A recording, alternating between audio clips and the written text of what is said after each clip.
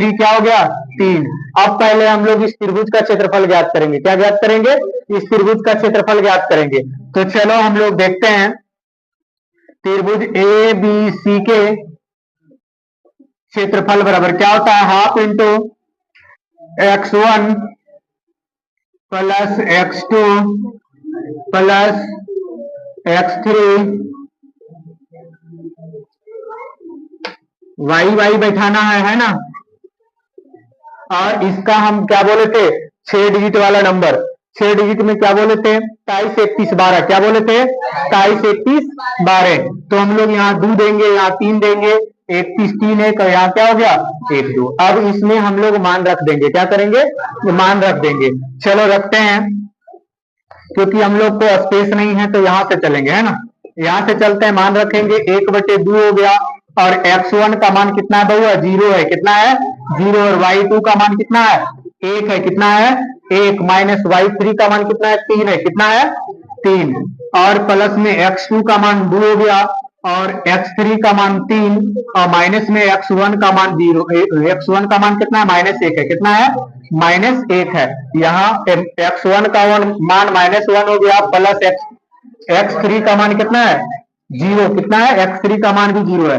और y1 कितना है -1, और y2 कितना है 1 है। कितना है 1।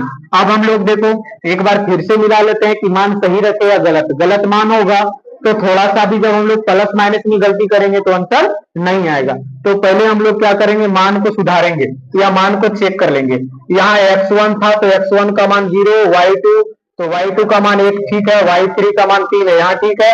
x2 का मान 2 है, x2 का मान 2 हो गया, और y3 का मान 3 हो गया, और y1 का मान कितना है -1 है, प्लस x3 का मान 0, और y1 का मान -1, और y2 का मान 1। चलो ठीक है। अब क्या करेंगे हम लोग, इसमें मान रख दिए, अब इसका हम लोग गुना भागा करेंगे। एक चीज देखना, 0 में कोई भी संख्या को गुना करेंगे तो क्या होगा 0 होगा।